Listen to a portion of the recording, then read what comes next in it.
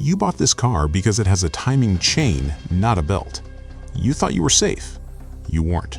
You did your research. You specifically looked for a car with a timing chain, not a timing belt, because everyone told you timing chains are lifetime components. No replacement, no expensive service interval. Just buy it, drive it, and forget about it. Maybe you paid a little extra for that peace of mind. Maybe you passed on a cheaper car because it had a belt. You thought you made the smart choice. And here's the uncomfortable truth. So did thousands of people who are now sitting at a repair shop staring at an estimate they never expected. Welcome to Cartence. We break down the hidden problems of your car. In this video, I'm going to show you the exact thing mechanics already know but won't explain at the counter. There's a specific failure mode inside modern timing chain systems that isn't covered by any service reminder. Your car won't warn you. No dashboard light. No noise at first. By the time you notice something is wrong, the damage is already done. Stay with me because at around the 6-minute mark, I'm going to show you a simple 3-minute check you can do in your driveway that could save you from a $3,000 to $7,000 repair bill. Let's destroy the biggest lie in the used car world. Timing chains are maintenance-free. That phrase is technically true in a narrow sense. The chain itself, the middle links, can last the life of the engine. But the chain isn't the problem. The problem is everything around it. Modern timing chain systems are not just a chain and 2 sprockets like they were in the 1980s.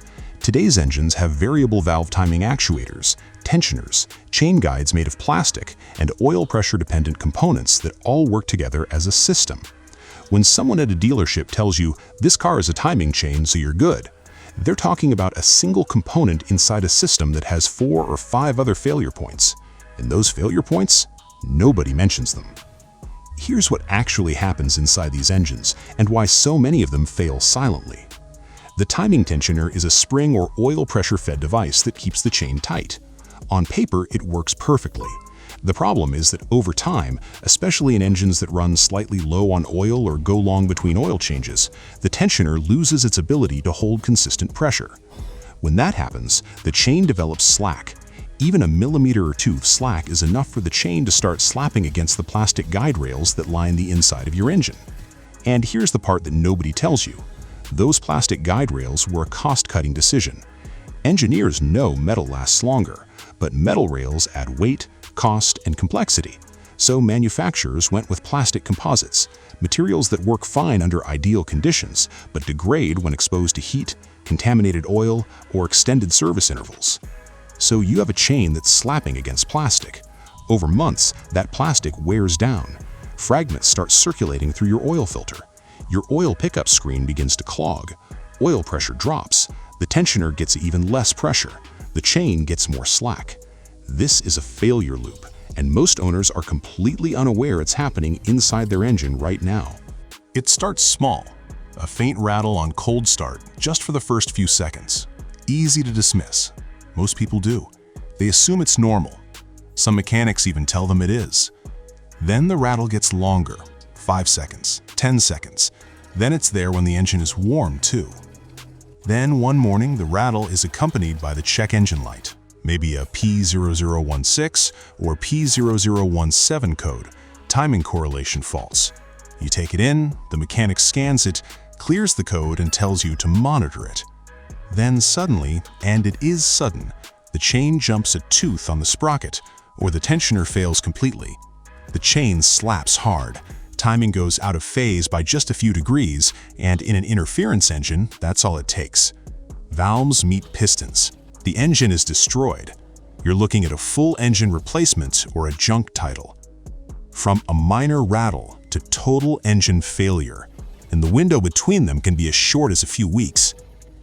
Let's talk about what this actually costs, not in theory, in real numbers. Timing chain tensioner and guide replacement on a typical 4-cylinder, $1,200 to $2,400, depending on engine accessibility. On a V6 or V8 with dual overhead cams, that job crosses $3,500 easily because every timing component on both banks needs to be addressed. If you've waited too long and the chain has jumped, you're now in engine rebuild territory, $4,000 to $7,000, sometimes more. And if you're financing a used car that's suddenly worth less than the repair, you have a real financial crisis, not just a car problem. I've spoken to people who bought cars at $9,000 and walked away from them when the timing chain repair bill hit $5,500. They had to keep making payments on a car sitting at a shop. Some of them just stopped paying altogether and took the credit hit. Think about that. A problem that could have been caught early or avoided entirely with the right inspection ended their financial stability for months. But here's where it gets worse. Some of the most popular used cars right now, cars with strong reliability reputations, are among the most affected by this exact problem. And dealers selling these cars know they're not going to tell you. I'll name them in a moment.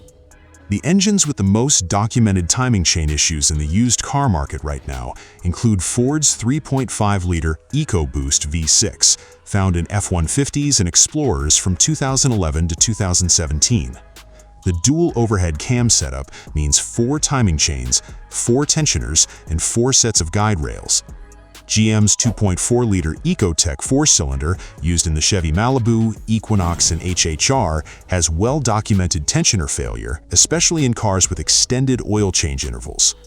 BMW's N20 and N26 4-cylinders, used in the 3 Series and X1 between 2012 and 2015, have a timing chain that sits at the rear of the engine. Replacement requires dropping the engine.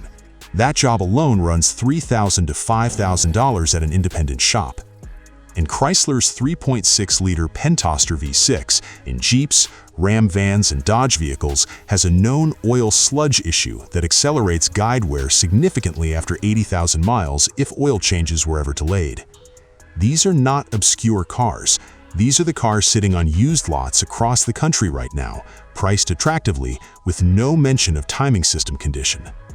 Here's the driveway inspection I promised you. 3 minutes, no tools required. Step 1. Cold start. Start the engine when it's been sitting overnight, fully cold. Stand next to the engine bay and listen. Any metallic rattling in the first 5 to 10 seconds is a warning sign. It may fade. That fading does not mean the problem is gone.